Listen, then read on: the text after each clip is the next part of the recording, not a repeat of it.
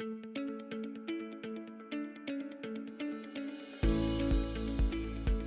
know that segmentation refers to the process of dividing a heterogeneous market into smaller, more homogeneous groups based on certain criteria.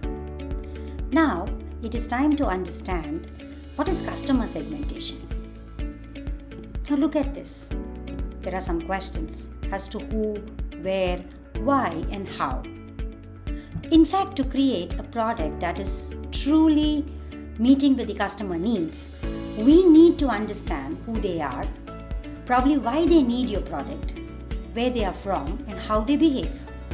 This helps you break down your target audience into more smaller, more manageable groups, ensuring whatever product or service that we are creating addresses the specific needs of the customer. Let's try and answer this question: who is the customer? This is all about identifying their basic needs. It is about their demographic characteristics, age, gender, income, education, and occupation. Knowing who your customers are will definitely help you to create a clear picture of what kind of people you're targeting and tailor your messaging accordingly. Now let's look at why do they need your product. It is about psychographics. This focuses on the aspects of understanding their values, their beliefs, their attitudes, probably their lifestyle and interests. Knowing why your customer needs your product lets you to stay more closer connected on a deeper level, showing them that your product can really align to the desire and motivations of a customer. Now let's try and understand where. Where are they located? Are they from urban? Are they from tier 1 cities? Or do they belong to any of the other geographies? Are they from rural regions? By understanding this geographical location of your customer, you can fine-tune your marketing strategies to cater to their local needs and their preferences. And last but not the least, let's try and understand how do they behave. Finally, this includes purchasing patterns, spending habits, and how they interact with your product. Are they frequent buyers or one-time customers? Do they engage with your product in specific way? You know what? Behavioral insights will help you to refine your product and service. And in fact, from the marketing approach, it will help you to better suit how they interact with your brand. Therefore, remember, for the idea that you're building, it is very, very important to understand the customer segments. Let's explore customer segmentation using a real-life example which we are all familiar with, which is Cadbury Dairy Milk. We just understood what is demographic segmentation, geographic segmentation, psychographic segmentation, and behavioral segmentation. Now let's explore how Cadbury has used it. Is Cadbury age specific? Of course, all of you will agree with me. Today, Cadbury's is definitely a more likable chocolate, not only for teens but also for adults. Is it something to do with gender? No. Across for all genders, this particular dairy milk fits in. Income level, it actually gets into a pocket. There's a 5 rupee individual, small bars available. There are 10 rupee bars available, 40 rupees bar available. Even the larger family size packets are available. And therefore, Cadbury has beautifully approached the market using demographic segmentation. While I think about geographic segmentation, Cadbury is available across countries, regions, urban, rural. It has its own differential packages based on all the regions. When I analyze psychographic segmentation used by Cadbury's, I understand that it satisfies everybody. Whether it is going to be an ideal birthday celebration or whether it's going to be a perfect fit for a social gathering or for parties, I think we all know why we purchase Cadbury's.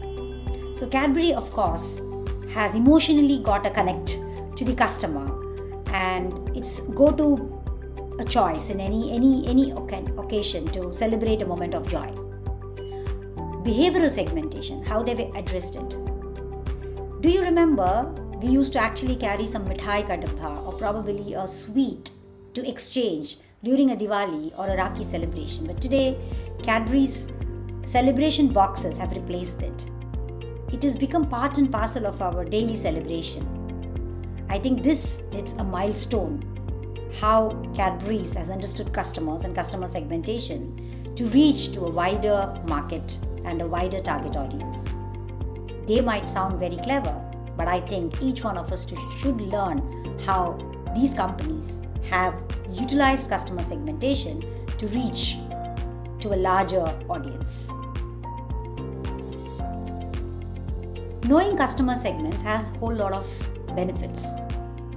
Let's explore it. There are no more assumptions or guesses that we are going to make, because the more you understand the customer needs, you are going to build a product or a service which fits to them. It in fact clearly aligns to the value that they are looking forward from your product and service.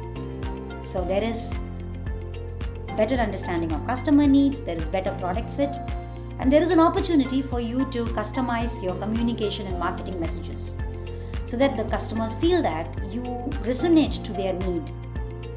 It helps you to actually have a focused approach towards marketing. So segmentation helps you to understand, target, and engage with your customer more effectively, leading to stronger results and better customer connections.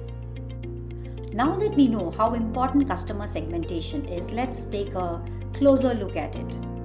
Who are the customers for this Harvest Gold product? I'm sure that while we get into any of the local store to pick up a bread, we have come across this brand.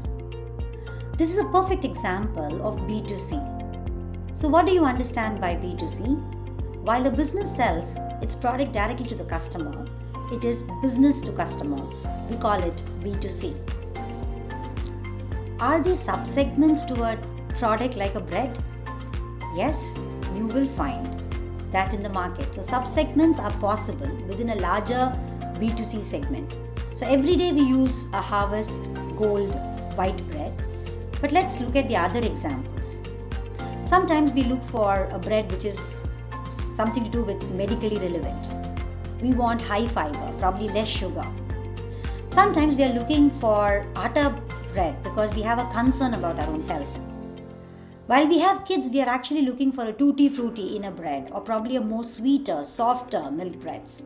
So we might look for a brand like a Bon.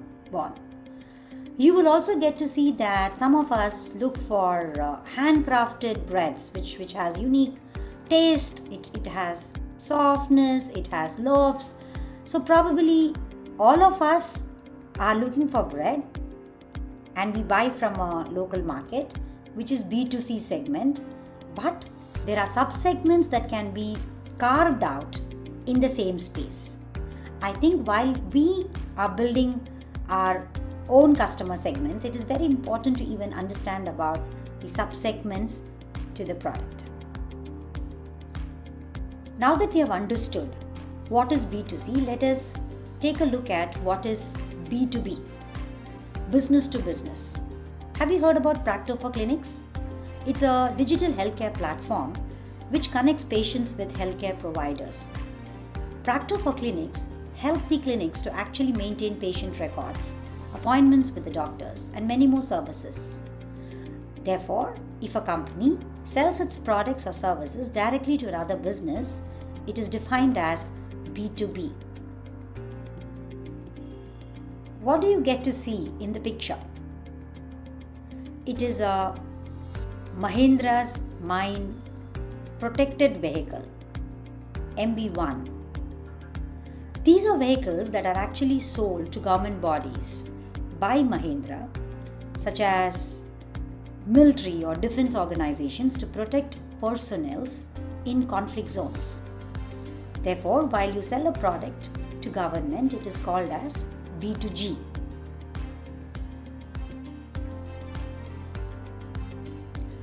Are there any other business models that you should be aware of? Of course, yes. There are some critical business models that shape the way the company connects to its customers. It could be direct to consumer D2C, It could be business to consumer, which is B2B2C, and business to government to consumer, which is B2G2C. To make it more relatable, let's pick up some day-to-day examples that we are aware of. What does Mamaearth do? Mamaearth uses D2C model. It sells directly to their customers, bypassing any intermediaries. This helps the company to directly build relationships with its consumers, customize its offers and products based on the need of the customers and their customer feedback. It helps them to deliver their product very quickly, cost effectively, without any middleman. This model is particularly very effective while you want to create a loyal customer to the product that you're building. Let's now pick up the example of a B2B2C. Big Basket. How does Big Basket operate?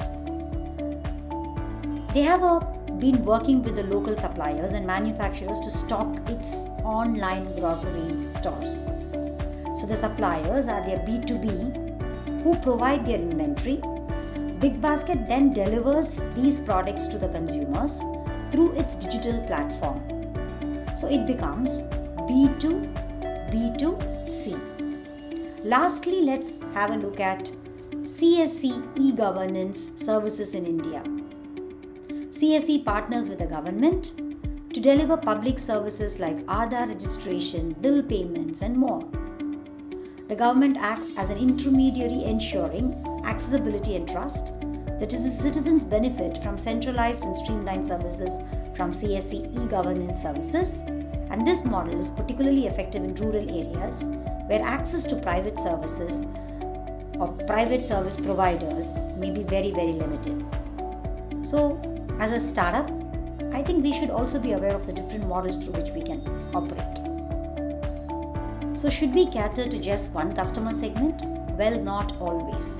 It's important to define a primary segment. These are the customers who are most likely to benefit from and engage with your product. They are the core users of your solution. Let's take the example of Canva. Canva is an online design tool that allows people to create graphics, presentations, posters, and other visual content without needing advanced design skills. So, who are the primary segment for Canva? It is, of course, people who are non-designers. While do they only cater to them? No, you are aware that Canva also provides services for professional designers who use the platform for more complex designs. So they became their customers segment who are secondary customers. Let's take the example of Duolingo. I'm sure all of you are aware of this learning language app. It's of course a self-paced learning with lots of fun and quizzes element which helps you to improvise on learning different languages. But who are the primary customer segment for Duolingo? It is individuals who are looking forward to learn in their own time. But do they stop there? No. Duolingo is also having a customer segment which is schools. While in schools we are very much aware that it is required for tracking students' progress. So schools are in the main focus for Duolingo, but they still provide value as a secondary segment. So while you may have a primary segment, the customers who are most likely to use your product, you might also have a secondary segment that will still benefit from your solution. So as a startup, identifying both helps you focus your efforts while still reaching other potential users.